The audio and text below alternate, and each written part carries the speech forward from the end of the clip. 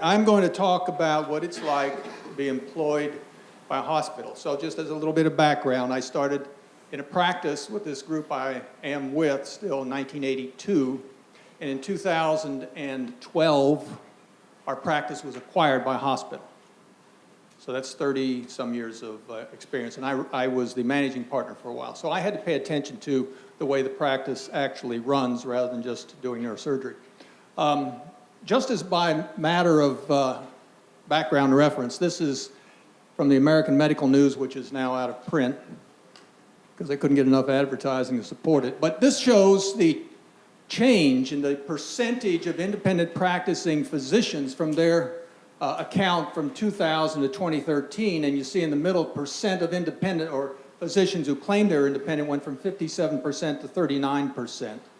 With a absolute fall in 100,000 in the independent physicians over here, and a absolute rise in a little over 100,000 over here. So it's been a trend for a long time. Now, remember, when you are asked on a survey, are you employed, it doesn't necessarily mean are you employed by a hospital. It just means, are you employed? And you can be employed by a lot of different types of corporations or organizations. Recruiting.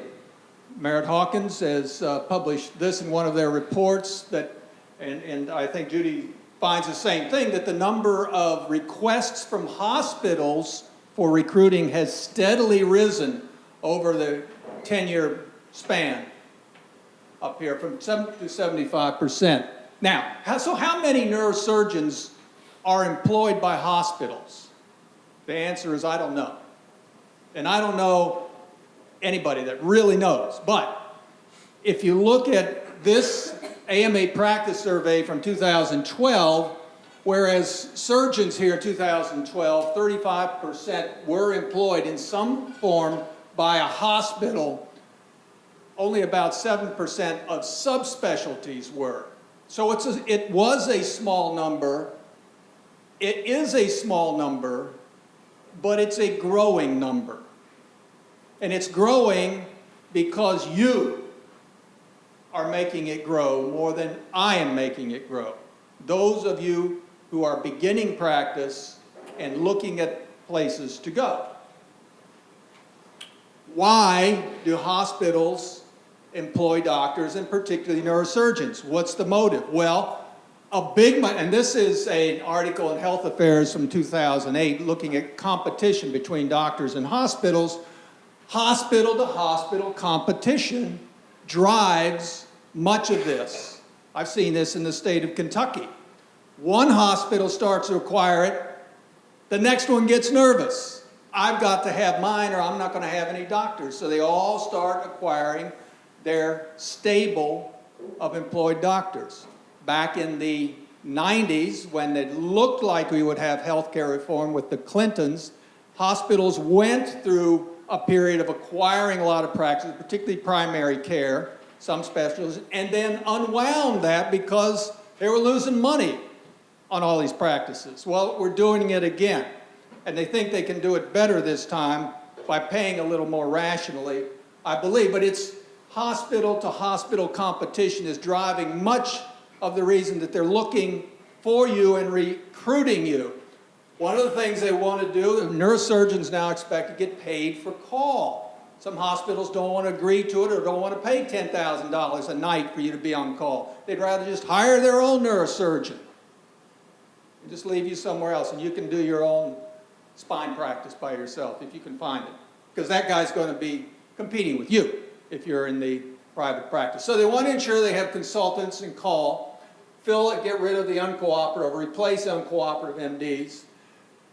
One of the strategies you talked about, ancillary service or income. ASCs, that's a surgery center, outpatient surgery center. If you as a practice own one, you get the facility free. That's a lot of money for you, but it competes with a hospital. The hospital employs you, they don't have to compete against you, or the cardiologist, or everybody else who can think of a competing outpatient service or even hospital. branded service lines, some other things. But those are the important, those first three are the important reasons that hospitals want to hire doctors in this decade. What's the hospital perspective on the cost? Well, this is an article from the New England Journal of Medicine back in 2011. They claim that hospitals will lose between $150,000 and $250,000 per year per physician for at least the first 3 years. Now, this primarily applies to a primary care physician's practice. Primary care physicians run an office, and it's expensive, and that's part of the loss, but they're paid a lot less than you. The neurosurgeon collects a big salary, and that's what makes the neurosurgeon's loss that much higher. And I can tell you in our practice, and I will tell you in a little while, this is far underestimating the loss that the hospital absorbs in order to hire us or me and keep me on their staff. But why do they do it? Because they can make it up in facility fees. I use their hospital only, not because they said I have to, but because it's convenient. I don't use somebody else's surgery center. I don't use somebody else's scanner. They get all these other fees, imaging fees, facility fees, and they get all the cases. So they make up the money. In a private practice, the equivalent is you investing in a surgery center or in an MRI scanner and you getting that back in your office. Well, the hospital, the deal's the same thing. It just flows through a different accounting service and then back into you, if you understand what I mean. They're paying you extra, more than your own professional services, because you're loading cases, volumes of cases, into their imaging centers and into their facilities. And they're getting facility fees, which, as you know, are 5, 6, 7 times what the professional fee is. A lot more. They have some market power because they have less competition, can charge higher prices, but, and I think as Judy said, you might expect, and this was from this article, expect salary reductions, guarantees anyway, with a lower base and higher incentives after you are employed. This is our practice in Lexington, Kentucky, neurosurgery.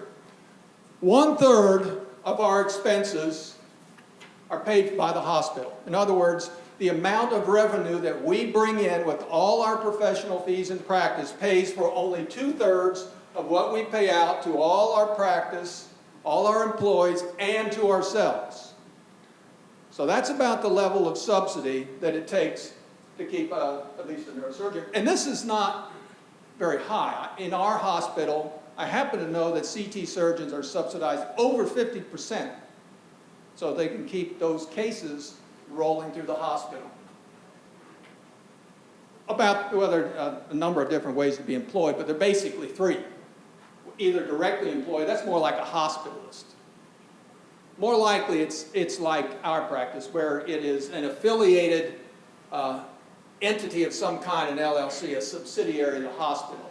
So we are neurosurgical associates belonging to Baptist Physicians Lexington, which is a subsidiary of Baptist Hospital System.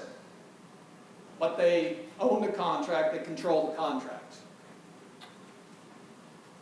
If you have a corporate practice of medicine statute like California, and you can't directly employ doctors, you just create a different kind of structure called a foundation, and it does the same thing. What are you paid? Well, I don't know. This is one, from January 13. It's somewhere around $700,000 is sort of the median here in this survey, but depends on the survey. And the NERV survey, the last I saw was, I think it was 2011 or so, and it varied tremendously by region, and tremendously between the 25th and the 90th percentile. So big, big variation. Those were private practices, mostly not hospital-owned practices. So who's employed?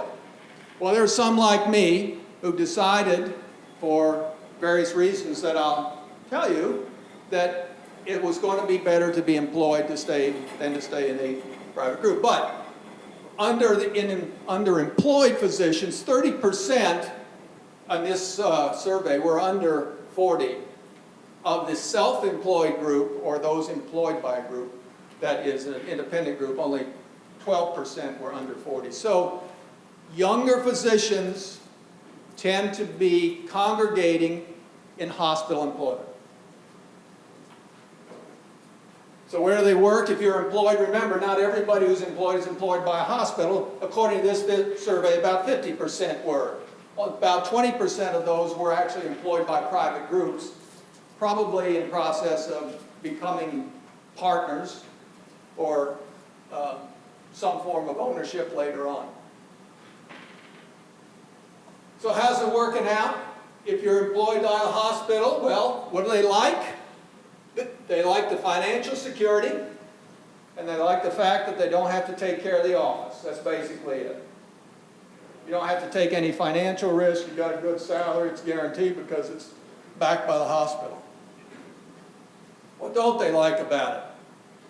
Well, they basically don't like that they have less autonomy and they're dealing with a corporate culture. You don't make your own decisions. Somebody else makes it for you. And the person who makes it for you generally is not a familiar friend.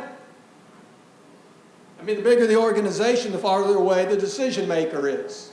I'm in Lexington now. Everybody who makes decisions about me is in Louisville. That's only 70 miles away, but I don't know anybody in Louisville. Those places are about as separate as Russia and China. They're apart. So I don't know who they are. It's good to get to know who they are. Which ones are happier? What do you think? They're both happy. It's probably a self-selection process. And the ones who get into the one and don't like it go to the other one and are happy there. They're equally happy wherever they are. They just have different gripes. So you have different perspectives. You're older like I am. You know it's hard to lose. That's me up there, sort of. And you can tolerate almost anything. You got to put up with a lot more than I do because it's a long future. But you haven't done anything like I did before, so what's the loss? It's all in your imagination right now. You haven't run your own practice. You haven't felt the so-called autonomy or the missing of it. Mostly, I guess, you've all been in a residency, right? Being told what to do. So it's not much different when you go to a hospital. It's easier to accept. Right, so here's the difference. When we did our contract with the hospital, we wanted to make sure that our practice wasn't going to change. And it hasn't. And it hasn't because we knew these people, me for 30 years, one for more than that. Basically the same people, not a big turnover, and they've lived up to their promise. Do they always live up to it? Absolutely not. But then, do you always live up to your promise when you go to a hospital and meet their expectation? The answer is, well, maybe not either. The two differences are autonomy and personal financial risk. When you're in a practice, you have the business that has to make money for you to take home money. If you don't make money, you don't take it home. And if you invest in anything as an ancillary service, there's a risk. Right, Judy? Absolutely. Sometimes you lose money, big money. Because they don't ask for a guarantee from the corporation that you work for. They ask it from each one of you as an individual. Sign a personal note. Because corporations in groups like mine didn't have any money. We paid it all out at the end of the year. Why? Why? Serious. No taxes. You don't want to pay tax twice. So we just pay it out. So we have no money. If we wanted to acquire something, we'd borrow money. And we have to pay interest. And that's risk. That's the way private practice goes. So here's the small group practice. Decisions. Rapid, consensus-based, I talk to everybody, you agree? Fine. If not, let's have a meeting. We'll get it done. Income, it's what you bring in by what you do. If you work hard, you get more. And facility fees if you have invested your money in something else. Salary, it's a formula. You guys decide how you want to divide it up. In our practice, we divided it all equally, but that was getting harder to do. If everybody's working equally hard and bringing in approximately the same amount, you can keep that up a long time. But when there's big disparities, especially in how much you want to work or how much you perceive your partner wants to work, it's not going to work. You're going to have some kind of formula. Financial risk, you got it. Mentioned it. And AR, accounts receivable. If for some reason you can't collect your accounts receivable, you have a cash flow problem. And you can't be paying out all that money without borrowing it. And then you have to pay on the borrowing. So you got risk. In private practice, we found that in the last few years, we were competing against hospitals. And whereas we would bring in someone paid about half as much as we made and work them up as they earned their keep, we couldn't hire anybody. Because they can go next door and get paid almost as much as I am. Or I can hire you to come to my practice and cut my income by $100,000, each of us, and you'll make more than I will. Now you can see that really doesn't go over very well in a practice. So it's hard to recruit if you don't have a financial reserve to pay for this individual or get a hospital to pay a guaranteed income. They're not doing that very well anymore. We did that one time. Move to a hospital, what's different? Decisions, slow. Corporate's making a decision. Well, you're behind a whole line of other people that want decisions made for them. And when they get around to it, they'll make your decision for you. Income, it's a negotiated salary. It doesn't necessarily exactly depend on how much you bring in, but it does depend on somewhat eventually on how much you work.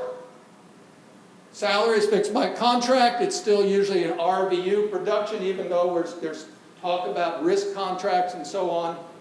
There's very few practices that can figure out how to pay you except on either how much money you actually brought in or an equivalent like an RVU basis. You don't have any financial risk at the hospital. If you recruit somebody, it doesn't have any effect on your salary and administrative expense, which means if you have to hire another secretary, does it cost you anything out of your pocket? And the answer is no. Hospital pays for it. That's that 32% subsidy that I'm talking about. So, some people often ask, okay, well, hospital's getting a good deal. We bring in a lot of money. How much money is really brought in? And I've heard a lot of argument about this, and certainly it varies widely. So this is just a survey, and it was a small survey. Merritt Hawkins, again, they asked 3,000 people, and only 100 wanted to answer. But this is what they answered over these different years. This represents the amount of revenue that a hospital brought in, not what was billed, but what was collected for the neurosurgeon average in that hospital or wherever they were practicing. 2.3 billion in 2002, 2.4, 2.1, 2.8 in 2010, and for some reason, whether it's an error in the survey or an anomaly, by 2013 they found that the neurosurgeon reported bringing in 1.6 million, big drop. Well, the neurosurgeon's claim is I bring in so much, you got to pay me a whole bunch because of all these extra fees I'm bringing in for you. But if it's really this, you're going to get a call to the office and say it's not really working out the way we thought it was working out. So what is the value of neurosurgeon? I just used the Merritt Hawkins survey and calculated if a MD salary, as they say, was about $670,000. In our group we had 5, that would be a salary of $3.3 million. If each of us brought in $2.5 million, that would be $12 million for the hospital. Our total expense was going to be $7 million, so we had a subsidy of $2.5 million. take 2.5, I'm sorry for the math, but the bottom line is here, and I'm going to tell you the concept behind this. If you take away the 2.5 subsidy from the 12.5 that you gave the hospital, that leaves $10 million, which is called the contribution to margin. And we like to figure that as money free and clear. The hospital likes to figure that as well. We have a bill to pay for the building. We have a bill to pay for all the nurses and everybody who's working in the hospital. We have a bill to pay all these supplies. That comes out of a lot of that stuff. And you know, hospital margins aren't that large anyway. You know, 3% margin is pretty good. So there's a big debate over how much overhead gets loaded onto that, and then that's why a hospital will come back and tell us, you're putting us in the red. You're just not bringing enough. And you look at it, you say, I'm giving you $10 million, the 5 of us. Different perspective. So you got a choice to make. There's a lot of different ways to look at it, to slice and dice it. I can't answer everything about what it's like to work for a hospital, but those are the basics from my experience and the differences between being in a private practice and hospital. So make your choice and good luck, and you know, you can always change, but keep on pushing ahead.